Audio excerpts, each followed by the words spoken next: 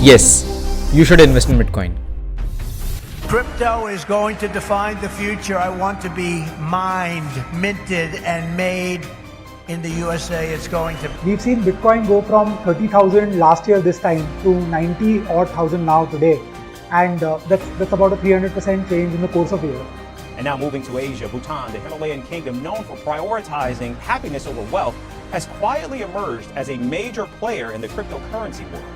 To regulate crypto assets because of Donald Trump being so favorable towards them, it's like a very different approach between DC and Delhi. That's right, we are India. I'll think about India.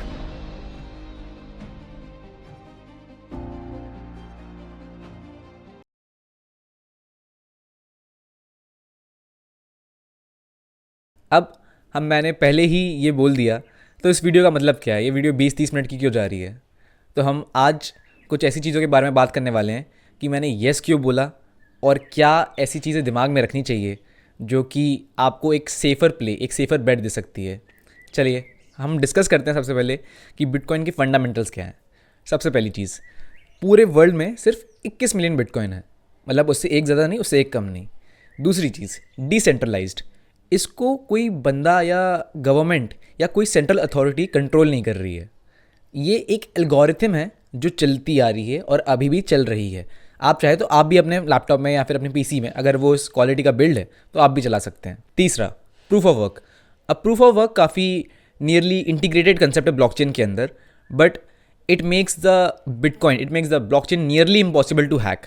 तीसरी, global and borderless payments. मैं अभी के अभी बैठ के यहाँ से कोई यूएस में रह रहा हो, कोई कनाडा में रह रहा हो या कोई अफ्रीका में रह रहा हो, मैं उनको अभी के अभी 30 मिनट के अंदर पैसे भेज सकता हूँ।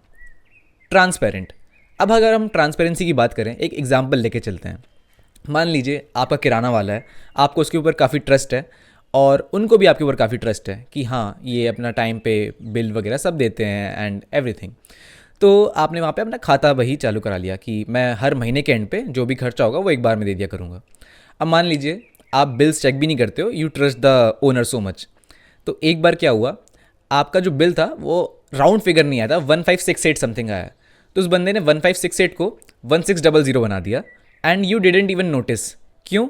क्योंकि ये साइकिल ट्रस्ट पे चल रही है। बट व्हाट इफ मैं आपसे कहूँ कि ट्रस्ट को नहीं, लॉजिक को अपनाइए। कैसे? अब अगर यही लेजर जो है, यही खाता बही जो होती है, इसको हम ब्लॉकचेन में इंटीग्रेट कर दें तो 3 चीज़ का फ़ायदा मिलेगा हमें: ट्रांसपेरेंट, इम्यूटेबल एंड डिसेंट्रलाइज्ड। कैसे? अब ब्लॉकचेन के अंदर होता क्या है, एक जस्ट में हम बात करेंगे, ब्लॉकचेन के ऊपर एक अलग वीडियो आएगी, उसमें हम ढंग से बात करेंगे।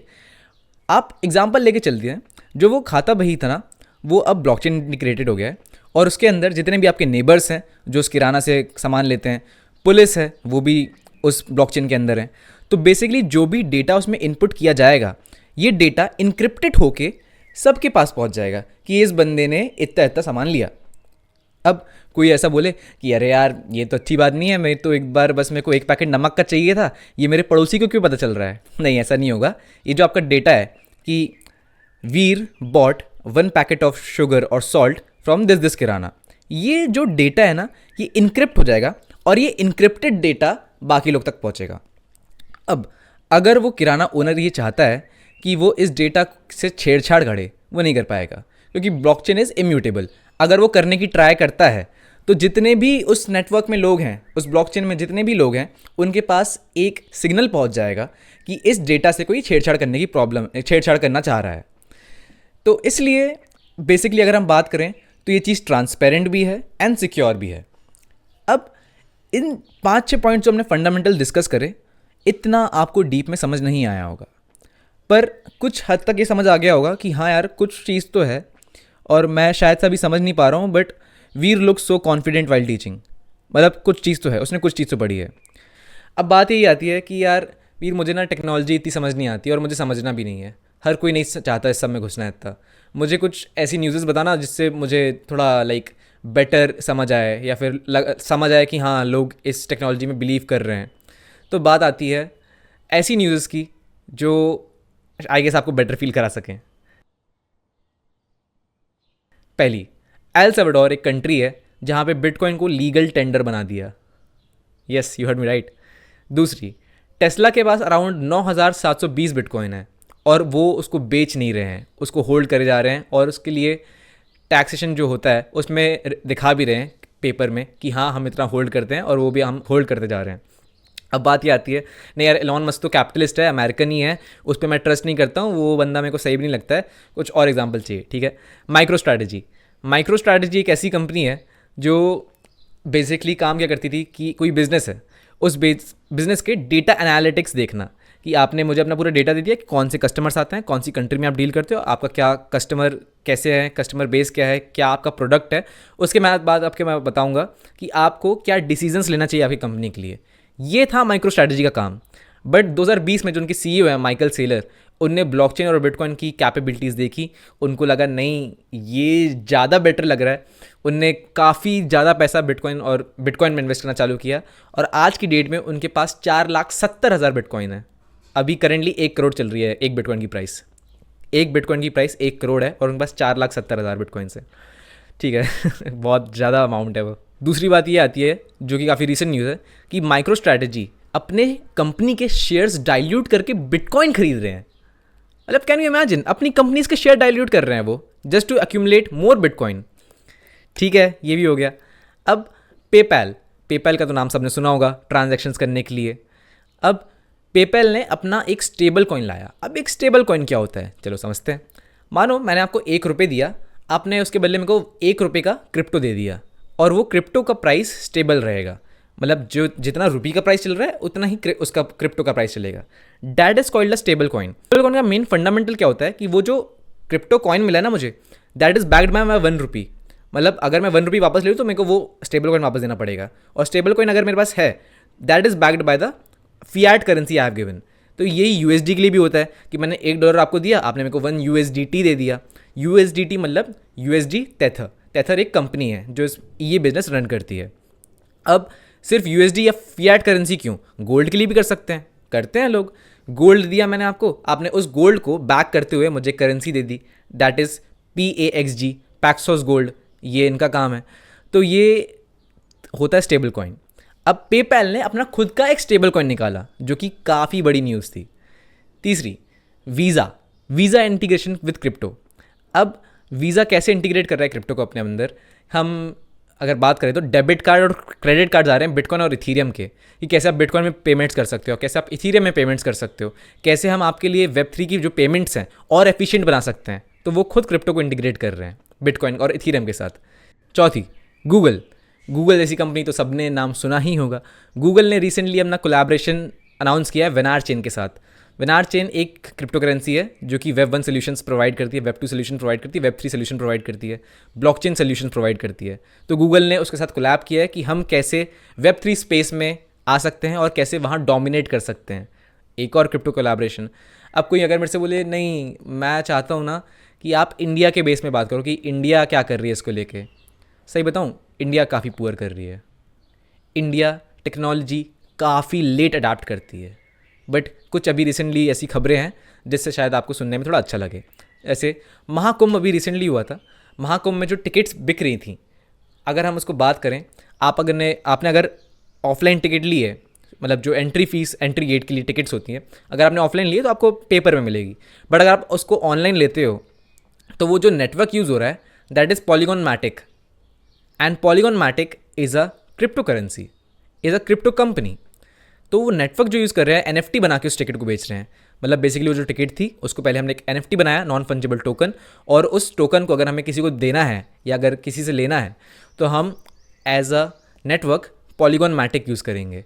अब वो कैसे करते हैं, क्या होता है, वो अलग केस है, बट बेसिकली हम बात करें तो इस लेवल पे हमें अडॉप्शन दिख रहा है आज की डेट में।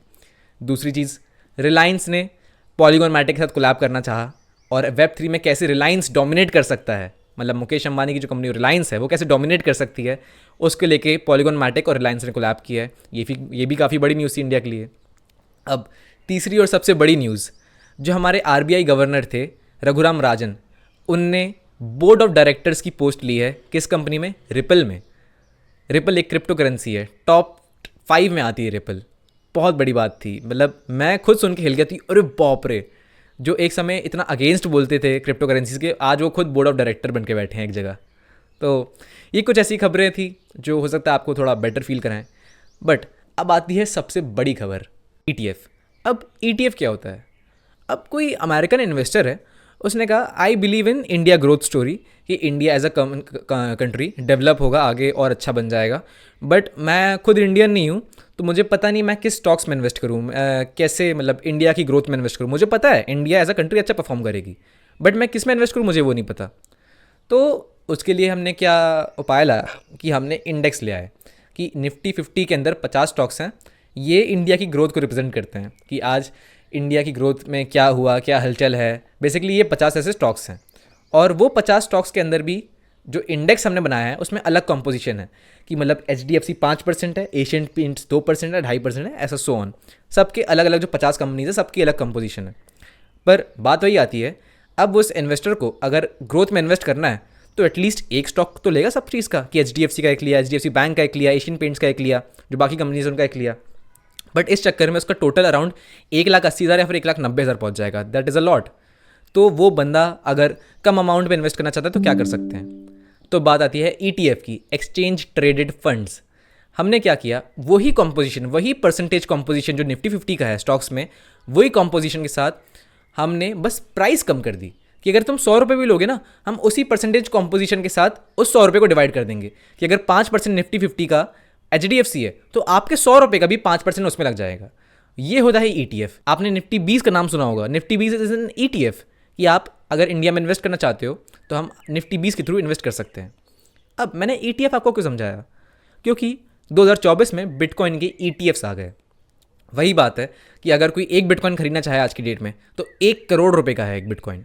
तो हम कैसे उसमें इन्वेस्ट करें, कैसे आ सकते हैं? आप टुकड़ों में भी खरीद सकते हैं, बट आप ETF के थ्रू भी इन्वेस्ट कर सकते हैं। ETF ज़्यादा लोग क्यों ट्रस्ट करते हैं? क्योंकि बेसिकली एक सेंट्रल पार्टी या सेंट्रल अथॉरिटी इन्वॉल्व हो गई है। अब Fidelity, black rock, grey scale जैसी बड़ी बड़ी कंपनीज आ चुकी हैं जो ETFs निकाल चुकी हैं बिटकॉइन के। अब ब्लैक रॉक मैं बताता हूँ कौन है। Black rock is a giant finance company. अगर मैं बात करूँ तो मतलब कंपैरेटिवली अगर हम बात करें, इंडिया की GDP 2024 में $3.67 ट्रिलियन थी, ठीक है। और ब्लैक रॉक का AUM क्या है, assets under management, that is 11.67 trillion, मतलब 3 गुना लगभग। मतलब इतना तो उनके पास एसेट है कि वो जो संभाल रहे हैं। और उनने पिछले साल 5.5 लाख बिटकॉइन खरीदे, 5.5 लाख। अब बात वही आती है, black rock, Fidelity, Google, Meta जैसी कंपनीज, टेस्ला जैसी कंपनीज जब बिटकॉइन को ट्रस्ट करती हैं तो हम क्यों पीछे हट रहे हैं? हम क्यों उस चीज़ में, हम क्यों उसको अभी तक एज अ टैबू उसे डर रहे हैं कि नहीं ये चीज़ ख़राब है, हमें पढ़ना ही नहीं उसके बारे में। जब तक आप पढ़ोगे ही नहीं आपको समझ ही नहीं आएगा। आप अगर अपने आप को किसी भी चीज़ के बारे में एजुकेट नहीं करोगे आपको कैसे समझ आएगा? वॉरेन बफे ने भी यही बोला था 10-20-25 साल पहले। उन्हें जेलेट में इसलिए इन्वेस्ट किया क्योंकि उनको इसका बिजनेस समझ आ रहा था, उनको दिख रहा था कि लोग इसको यूज़ करते हैं फॉर देयर रेजर्स। उनने एक चीज़ अपना स्टेटमेंट दिया कि जो आपको बिज़नेस समझ आता है उसी में इन्वेस्ट कीजिए। बट अगर आप बिना समझे उस बिज़नेस में इन्वेस्ट करेंगे तो आपको हमेशा दिल में एक धक धक होता रहेगा कि अरे यार डूब ना जाए मेरे पैसे, अरे ऐसा ना हो जाए, अरे वैसा ना हो जाए। अगर आपको उसके फंडामेंटल्स पता ही नहीं है तो आपको हमेशा ऐसा लगता रहेगा। अब बात ये आती है कि मैं ये वीडियो देख क्यों रहा हूँ, वीरजन कौन होता है, वीरजन कैसे मेरे को इस सब के बारे में बता पा रहा है, मतलब वीर को क्यों इतना पता है और मैं इसकी बात ही क्यों सुनूँ? ठीक है, वैलिड पॉइंट है। अब थोड़ी मेरे बारे में बात कर लेते हैं। अब वीरजन कौन है? मैंने अपनी जर्नी अराउंड 2020 में जब कोविड क्रैश आया था तब चालू कर दी थी, क्योंकि तब यही सर में एक क्वेश्चन था कि अरे भाई 10th में आ गए, हम सब्जेक्ट कौन सा लेना यही समझ नहीं आ रहा, मतलब क्या करना है मुझे लाइफ में। पैसे कमाने पता है बट कैसे कमाने नहीं पता। सबके साथ यही होता है। तो मैंने पता क्या किया था, मैंने एग्रीकल्चर लिया था कि मतलब मुझे एग्रीकल्चर में इंटरेस्ट आ रहा था और काफ़ी नीश टॉपिक था कि लोग पढ़ते नहीं थे इस बारे में। तो मैं सोचा था एग्रीकल्चर फील्ड में जाऊँगा, तो मैंने 11th में साइंस ले ली। तो उसके बारे में पढ़ा, बहुत कुछ किया, बट 8-9 महीने में मेरे को समझ आ गया कि नहीं यार, मुझे आई गेस वो चीज़ समझ ही नहीं आ रही है कि मुझे क्या करना चाहिए। तब मैंने फाइनेंस में अपना हाथ आजमाया, पढ़ा उसके बारे में। मैं पर्सनल फाइनेंस से चालू किया कि मैं खुद का फाइनेंस तो देख लूँ पहले, बाकियों का बाद में देखूँगा। पर्सनल फाइनेंस क्या होता है, पोर्टफोलियो ऑप्टिमाइजेशन क्या होता है, बहुत रैपिडली बढ़ा मैं आगे। स्टॉक मार्केट क्या है, इक्विटी मार्केट क्या है, गोल्ड का क्या चलता है, डेट फंड्स क्या है, म्यूचुअल फंड्स क्या है, इंश्योरेंस क्या है। इन सब छोटे छोटे टॉपिक से मैंने अपना वे बढ़ाया, क्योंकि जब तक मैं इनके बारे में नहीं पढ़ता तो मैं आगे जो कॉम्प्लेक्स चीज़ें हैं वो तो भूल जाओ, तुम्हें बेसिक ही नहीं आता है, तुम्हें यही नहीं पता कि भाई इंश्योरेंस कैसे वर्क करता है, कैसे आपको इतना पैसा मिल जाता है किसी के मरने के बाद। तो यही बात थी। उसके बाद 2022 से 2023 में मैंने ट्रेड भी किया। फिर 2023 में एक कंपनी में मैंने काम भी किया, वहाँ पे मेरा role as an algorithmic developer और ट्रेडर था। अब एल्गो डेवलपर होता क्या है, बेसिकली अगर अब मैं बात करें, हमने एक सिस्टम बना दिया। कैसा सिस्टम? मैंने बोला मुझे रोज़ सुबह 9:40 में एशियन पेंट का स्टॉक खरीदना है और 10:14 में बेच देना है। ईजी सिस्टम है, क्या ही है, कुछ भी नहीं है इसमें। तो ये चीज़ मैंने पाइथन में कोड कर दी और पाइथन को अपने ब्रोकर से जोड़ दिया। तो जब भी मुझे ये रूल्स यूज़ करने होंगे, मुझे अपना लैपटॉप भी नहीं खोलना पड़ेगा, अपना टर्मिनल भी नहीं खोलना पड़ेगा, ये अपने आप हो जाएगा। क्यों? क्योंकि मैंने इसको कोड कर दिया है। बेसिकली जितने भी एल्गो ट्रेडर्स होते हैं वो लॉजिक को ऊपर रखते हैं और जो अपनी गट फीलिंग होती है ना कि हम गट फीलिंग से ट्रेड करते हैं, उसको बहुत नीचे रखते हैं, उसको रखते ही नहीं है कि नहीं, इस सिस्टम को मैंने बनाया है, इसको मैंने बैक टेस्ट कर लिया और उसके बाद देखते हैं अब रिटर्न्स कैसे मिलेंगे। बैक टेस्ट मतलब बेसिकली ये स्ट्रैटेजी अगर मैं पिछले 5 साल या पिछले 3 साल रन करता तो मुझे क्या रिटर्न्स मिलता, मेरे क्या ड्रॉडाउन थे। तो ये मेरा जॉब प्रोफाइल था और अभी भी है। मैंने फ्रीलांस भी काफ़ी किया इस फील्ड में। तो उसके बाद मैंने वापस से क्रिप्टो में आया, वापस से ऑब्जर्व करना चालू किया। तो मेरे सामने बिटकॉइन अराउंड 24,000 से 40,000 डॉलर आ गया था। तब मुझे लग रहा था कि अरे यार, am I late to the party, मैं वापस से मिस तो नहीं कर रहा हूँ, क्या करना चाहिए वो। तो मैंने इन्वेस्ट करना चालू किया उसके बारे में पढ़ते साथ। मैंने पढ़ा भी उसके बारे में काफ़ी। फिर सोलाना था, सोलाना भी एक ब्लॉकचेन सोल्यूशन प्रोवाइड करता है, ब्लॉकचेन ही है सोलाना। तो $20 से $70 चला गया। अब जब भी आप ऐसी ग्रोथ देखते हो ना, आपको लगता है अरे बाप रे, ये क्या है भाई, मेरे कितने पैसे बन जाते, ऐसा हो जाता, वो हो जाता, फोमो और रिग्रेट। अब बात ये आती है कि आपका कितना भी अच्छा IQ हो जाए, अगर आप ट्रस्ट और गट फीलिंग को अपने ऊपर रखोगे लॉजिक से, तो आप हार जाओगे। एल्बर्ट आइंस्टाइन, उनने क्या किया था, वो तो काफ़ी स्मार्ट थे, उनका IQ अराउंड 160 था, वो हार गए मार्केट्स में। कैसे? क्योंकि उनको लगा कि लोग लॉजिकली सोचते हैं। नहीं, लोग लॉजिकली मार्केट में सोचते ही नहीं है। लॉजिकली लोग टेक्नोलॉजी के बारे में पढ़ते हैं। अगर कोई मेरे से बात करे कि भाई तुझे ब्लॉकचेन के ऊपर इतना कन्विक्शन है बट बिटकॉइन तो आज गिर गया, हाँ, क्योंकि फियर और ग्रीड मार्केट को चलाता है, ना कि टेक्नोलॉजी का फंडामेंटल। टेक्नोलॉजी के फंडामेंटल्स जब देखा जाता है, जब हम लॉन्ग टर्म पर्सपेक्टिव की बात करते हैं, शॉर्ट टर्म में कुछ भी हो रहा है, that is fear and greed. आज ट्रंप को गोली लग गई, अरे बिटकॉइन गिर गया, क्यों? क्योंकि ट्रंप इज प्रो क्रिप्टो। ऐसे मार्केट वर्क करता है। एल्बर्ट आइंस्टाइन ने जब 1921 में जब उनको नोबेल प्राइज़ मिला था, उस प्राइज़ का बहुत बड़ा जंक उनने स्टॉक मार्केट में इन्वेस्ट किया और 1929 में वो सारा पैसा हार गए अपना, क्योंकि वो समझ नहीं पाया कि वो फियर और ग्रीड कैसे लोगों को वर्क करवा रहा है। उनको लग रहा था अरे भाई फंडामेंटल अच्छे हैं स्टॉक के, तुम बेच क्यों रहे हो? क्योंकि उनको डर लग रहा था कि कंपनी गिर सकती है, और कई कंपनीज गिरी भी उस समय क्योंकि क्रैश आया था। आप जब तक ये नहीं समझेंगे कि कैसे टेक्नोलॉजी अलग है आपकी स्पेक्यूलेशन से, तो आप हारते ही रहोगे। अगर आपको कभी भी इस चीज़ में घुसना है तो आप इन्वेस्ट करके चालू करो कि मैंने इस चीज़ में इन्वेस्ट किया है। आप 1 साल 2 साल 3 साल रुको। अगर आप किसी म्यूचुअल फंड मैनेजर के पास भी जाओगे तो वो आपसे पहले पूछेगा कि आपका टाइम पीरियड क्या है, आपको किस फंड में इन्वेस्ट करना चाहिए, वो इस हिसाब से बताएगा। कि अगर आप बोलते हो कि यार 2 साल बाद मेरी बेटी की शादी है, मुझे उस तब तक के लिए थोड़े पैसे बचाने हैं, तो वो पता है क्या बोलेगा, आप डेट फंड यूज़ करो, आपको 9-10%, 8-9% मिल जाएंगे अच्छे खासे रिटर्न 1 साल के। तो क्यों बोला उसने ऐसा?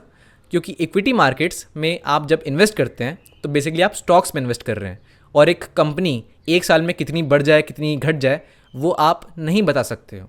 कंपनी की क्या अर्निंग्स आ रही हैं, कंपनी में क्या चेंजेस हो रहे हैं, हो सकता है CEO चेंज हो जाए, बोर्ड ऑफ डायरेक्टर चेंज हो जाए, बहुत सारी ऐसी चीज़ें होती हैं। तो एक म्यूचुअल फंड मैनेजर कभी भी किसी को रिकमेंड करता है इक्विटी म्यूचुअल फंड्स, कब? जब वो 5 साल तक इन्वेस्ट करने के लिए रेडी हो, कि आप 5 साल तक इस पैसे को भूल जाओ, निकालना छोड़ो, अभी आप इन्वेस्ट करते रहो। क्योंकि लॉन्ग टर्म में हम बात करते हैं तो निफ्टी का एवरेज 12 से 13% का है लॉन्ग टर्म में। 1 साल में कहो 24 दे दिया, अगले साल नहीं दिया 24, अगले साल माइनस में आ गया, तो लॉन्ग टर्म में वो बेटर परफॉर्म करेगा। यही चीज़ आपको हर चीज़ में लाना है, चाहे आपकी पढ़ाई हो, चाहे इन्वेस्टिंग हो, चाहे कोई नया इंस्ट्रूमेंट सीखना हो। लॉन्ग टर्म में आप अच्छा ही करोगे। पहले के जो 3 हफ्ते होते हैं वो काफ़ी डरावने रहते हैं कि अरे क्या हो रहा है, कैसे हो रहा है।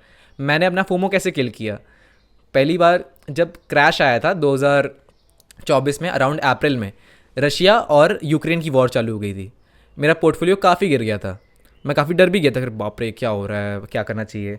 बट मेरे पापा ने मेरे को काफ़ी इंकरेज किया कि नहीं कोई बात नहीं है, ऐसे वॉर्स को तुम प्रेडिक्ट कर भी नहीं सकते हो, जो भी उनके एक्शंस हैं वो काफ़ी एक्सटर्नल इवेंट्स हैं, तो क्या कर सकते हैं, बल्कि एक डिप आई है उसको बाय करो। मैंने कहा हाँ यार ये अच्छा ऑप्शन है, और यही हुआ। और मई में वापस जो पंप आया, आई वॉज वेरी हैप्पी कि अरे अच्छा हुआ डिप को बाय कर लिया, सही है, बढ़िया हो गया, अच्छा ग्रीन हो गया वापस पोर्टफोलियो, बढ़िया रिटर्न्स आ रहे हैं। एंड बाय बढ़िया रिटर्न्स आई मीन 100% रिटर्न्स आ रहे थे, क्योंकि क्रिप्टो बहुत वॉलेटाइल है। अब वापस से जून जुलाई अगस्त में ईरान और इजराइल की वॉर हो गई। अब बात यह है कि जो वॉर्स हो रही हैं ये तो हम प्रेडिक्ट कर ही नहीं सकते हैं, और इस टाइम पे हमें क्या करना चाहिए, क्या हम सब कुछ बेच के भाग जाएं, या हम शांत बैठे रहें, या जो डिप आई है उसको खरीदते जाएं। अगर आपके पास डिप आई है और आपके पास खरीदने के पैसे हैं तो ज़रूर खरीदिए उसको। अगर आपके पास पैसे नहीं हैं तो आप बैठ ही जाइए, क्योंकि आपको लॉन्ग टर्म पिक्चर पता है कि ब्लॉकचेन या बिटकॉइन अच्छा परफॉर्म करेगा। तो आप अभी इस माइक्रो इवेंट से मत डरिए, माइक्रो तो नहीं मैक्रो इवेंट से मत डरिए। यही बात होती है इन्वेस्टिंग में। अब मैं ये वीडियो बना क्यों रहा हूँ, क्योंकि मुझे आपको ये एग्जांपल्स जो वॉर के एग्जांपल थे ये देखिए ये बताना था, it is not easy to sustain. आप अगर डर जाओगे, अगर आपको लालच आ जाएगी तो आप नहीं कर पाओगे इस मार्केट में परफॉर्म, चाहे इक्विटी हो या क्रिप्टो हो, कुछ भी हो। इक्विटी में आपका लोअर सर्किट 10% का रहता है कि एक दिन में 10% से ज़्यादा कुछ गिर ही नहीं सकता है। क्रिप्टो में ऐसा कोई लोअर सर्किट अपर सर्किट नहीं है, बढ़ने में आया तो बहुत बढ़ जाएगा, गिरने में आया तो बहुत गिर जाएगा। तो ये चीज़ें जब आप देखते हो तो आपकी साइकोलॉजी ही चेंज हो जाती है, क्योंकि आपने इतने समय में इक्विटी मार्केट देखा है, स्टॉक मार्केट सबने देखा है, तो आपको पता है कि कंपनी एक दिन में तो बंद नहीं हो सकती है, क्रिप्टो में हो सकती है। ऐसी ऐसी चीज़ें हैं। अब यही बात है, जैसे मैंने डम्प्स की बात करी कि 2 वॉर्स हो गई मेरे सामने, रशिया यूक्रेन की, ईरान इसराइल की 2 वॉर्स हो गई और काफ़ी भयंकर डम्प्स आए थे। मतलब मेरा पोर्टफोलियो 100% से -10% पे आ गया, इतनी भयंकर वॉर्स हुई थी। उसके बाद Trump is very pro crypto. Trump ने जो अभी रिसेंटली अनाउंस किया था कि वो बिटकॉइन स्ट्रैटेजिक रिजर्व लाएंगे, तो काफ़ी बुलिश था मार्केट के लिए, बहुत मार्केट बढ़ गया। देन ट्रंप जब जीत गया, मेरा पोर्टफोलियो लिटरली 2x कर गया। $1100-1200 का था, वो $2400-2500 पहुंच गया एक महीने के अंदर। अब बात यही ना, इतना वॉलेटाइल है। अगर मैं सोचता कि भाई मैं क्या करूं इस मोमेंट पे, मैं बेच के भाग जाऊं सब, नहीं, मैं लॉन्ग टर्म के लिए आया हूं, मैं सिर्फ इन्वेस्ट करने के आया हूं। अगर आप ये माइंडसेट लेके आ जाओगे इस फील्ड में तो आप बहुत अच्छा कर सकते हो।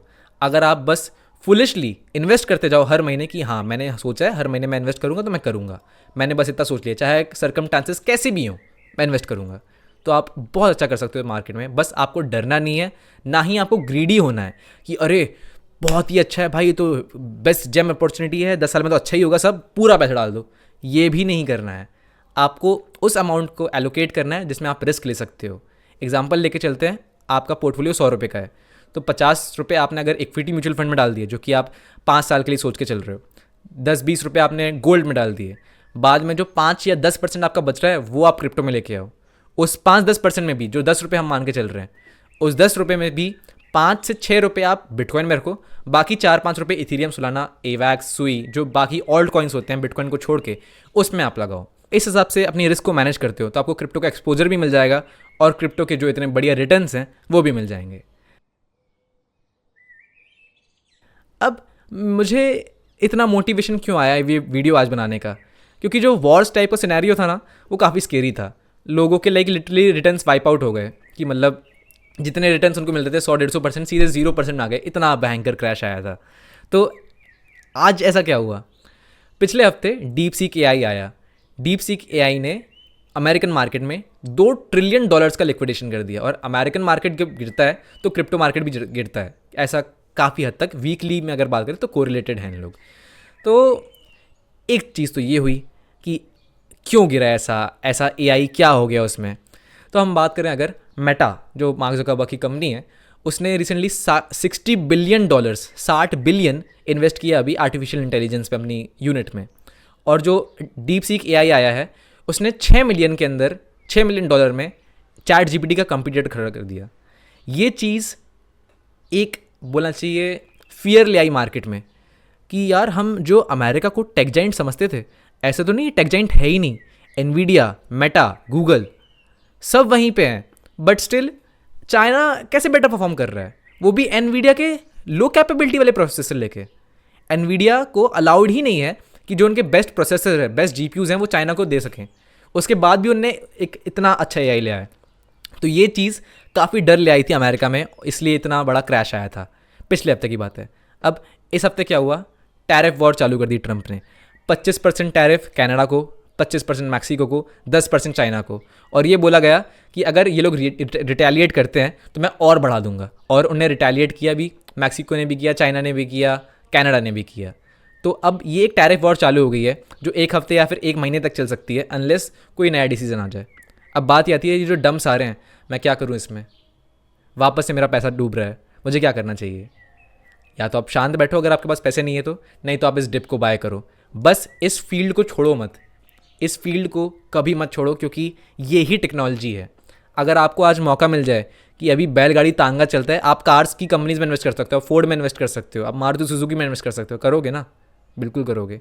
अगर 2000 का समय चल रहा है, ईयर 2000 चल रहा है, ये आपको कोई बोले कि आप मेटा में इन्वेस्ट कर सकते हो, आप गूगल में इन्वेस्ट कर सकते हो, आप ऐसी कंपनीज में इन्वेस्ट कर सकते हो जो आगे फ्यूचर बदलने वाली हैं, आप करोगे ना?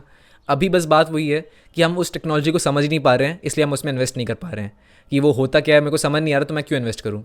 बस बात वो पा रही है, समझने की ट्राई करो, पढ़ो उसके बारे में, और जब आप पढ़ लोगे आपका खुद का इतना कन्विक्शन बिल्ड हो जाएगा कि एक यूट्यूबर वीर जैन जैसे को बात नहीं करना पड़ेगा। अब बात ये आती है, is it the right time to invest? Yes, it's the right time to invest, क्योंकि बेसिकली जो आज टैरिफ वॉर चालू हुई इसके चक्कर में काफ़ी बड़ा डंप आया, और बेसिकली जो ऑल्ट कॉइन्स है वो ईयर लो पे आ गए हैं। ईयर लो मतलब ये होता है कि साल भर में जितना भी उनका प्राइस था उससे भी नीचे आ गए हैं। मतलब वीर जैन ने जितनी भी बाइंग करी पिछले साल, मैं उससे बेटर प्राइस में चीज़ें खरीद सकता हूँ। तो कितनी अच्छी बात है, ये इतना बड़ा डंप आया है। और सबसे बड़ी बात ये आती है टेक और गैम्बलिंग और स्पेकुलेशन। टेक बहुत अच्छा है पर इस फील्ड में गैम्बलिंग और स्पेकुलेशन बहुत होती है। ऐसा क्यों होता है? कभी भी अगर कुछ भी ऐसी न्यूज़ आती है तो क्रिप्टो मार्केट नैस्डैक या फिर निफ्टी 50 से ज़्यादा क्यों गिरता है? क्योंकि लोग ने अपना रिस्क लेके उस मार्केट में आए। जब भी उनको लगता है कि अरे नैस्डैक निफ्टी गिरने वाला है तो पहले तो क्रिप्टो से पैसा निकालो, उसके बाद देखा जाएगा जो होगा। इस चक्कर में काफ़ी रिटेल इन्वेस्टर्स, काफ़ी रिटेल लोग अपने पैसे निकाल लेते हैं उस मार्केट से। इसलिए जो डंप्स आते हैं वो काफ़ी बड़े और हैवी आते हैं, क्योंकि वो ऑलरेडी उनका अफोर्ड नहीं कर सकते उस पैसे को लूज़ करना। काफ़ी लोगों के साथ होता है ऐसा। तो मेन यही बात आती है कि हाँ, आपको इस फील्ड में इन्वेस्ट करना चाहिए, बट पढ़ के। और अगर आपको नहीं पढ़ना है तो मैं आपका एलोकेशन भी बता देता रहा हूँ। अगर आपके पास 100 रुपये हैं तो 70 रुपये बिटकॉइन में रखो, 10 रुपये इथीरियम में रखो, बाकी जो आपके 20 रुपये बच रहे हैं उससे आप एक्सपेरिमेंट कर सकते हो, ऑल्ट कॉइन खरीद सकते हो। और इसके बाद भी अगर आपको मीम कॉइन्स में जाना है तो उसको तो 2 या 3% रखना पड़ना है एलोकेशन का, क्योंकि वो टोटली गैम्बलिंग ही है। अनलेस आप एक large market cap meme coin को देख रहे हो, जैसे डॉज कॉइन, शिबा इनू, काफ़ी large market cap meme coins हैं, तो आप इनको भी रख सकते हो। बात ये आती है कि मैं आज की डेट में, मतलब आज ही इन्वेस्ट करना चालू करो, क्यों आप इन्वेस्ट नहीं कर रहे हो? इसको लेके क्यों इतना फोर्सअप कर रहा हूँ आपको? एक पिक्चर में समराइज़ करते हैं इसको। Bitcoin retail versus large investor holdings. जब भी एक क्रैश आपको देखने मिला है ब्लू लाइन में, तो जो पिंक लाइन है वो ऊपर जा रही है। जब रिटेल्स बेचते हैं तब लार्ज वेल्स उनको एक्यूमुलेट कर लेते हैं, उस पैसों को खा जाते हैं। नवंबर दिसंबर में जो रिटेल्स ने विश्वास उठ गया जिनका कि हम छोड़ रहे हैं, तब लार्ज वेल्स और ख़रीदते जा रही थी। आज जो हाई टैरिफ वॉर के चक्कर में जो वॉर चालू हुई है, उस चक्कर में जो डंप आया है, आज भी जो लार्ज इन्वेस्टर्स हैं वो ख़रीदते जा रहे हैं। बस मेरा मेन उद्देश्य यही है कि हमें एक डरा हुआ रिटेल इन्वेस्टर नहीं बनना है, हमें एक बड़ी मछली, एक बड़े वेल, एक बड़े लार्ज इन्वेस्टर को फॉलो करना है। क्योंकि ब्लॉकचेन ट्रांसपेरेंट है, डिसेंट्रलाइज्ड है, तो हमें पता है वो कब खरीद रहे हैं, कब बेच रहे हैं, तो हम इस चीज़ को ट्रैक कर सकते हैं। एंड मेरा मेन उद्देश्य चैनल को बनाने का यही था कि कैसे मैं आप लोग को एजुकेट कर सकता हूँ इस सब के बारे में। क्रिप्टो करेंसीज़ क्या है, टेक्नोलॉजी क्या है, ब्लॉकचेन क्या है, कैसे आप इन्वेस्ट कर सकते हो। अब कोई लोग होंगे कि मैंने सब समझ गया, पूरी वीडियो देख लिया, मेरे को ये बता खरीदना कैसे है भाई, सीधी सीधी बात कर। CoinDCX है, कैसे ऑपरेट करना है उसको ये बताओ। फैंटम वॉलेट है, कैसे ऑपरेट करना है, सब बताऊँगा। धीमे धीमे मेरे को वीडियो कंटेंट बनाने में टाइम लगेगा, उसको एडिट करने में टाइम लगेगा, बट मैं ट्राई करूँगा जल्दी से जल्दी जो मेरी नॉलेज है वो आप तक पहुँच पाए। क्योंकि कई लोग ऐसे भी हैं जो आज की डेट में क्रिप्टो में इन्वेस्ट कर रहे हैं, कई डिफरेंट ऑल्ट कॉइन्स खरीद के रखे हैं, बट उनको पता ही नहीं है कि कंपनी कर क्या रही है। भाई पता है, मैंने सुई खरीद लिया था, तब 0.7 था, आज वो $5 चल रहा है, पर भाई सुई करता क्या तुझे पता है? नहीं पता है। इसलिए बेसिकली लोगों को एजुकेट करना और उनको समझाना कि it's not that easy. Technology and speculation and gambling is not the same thing. कैसे मार्केट वर्क करता है, कैसे वो टेक्नोलॉजी वर्क करती है, it's not the same thing. इसलिए वीर जैन ने एक चैनल बनाया है। आई होप आप मुझे सपोर्ट करें। अब मिलते हैं अगली वीडियो पे।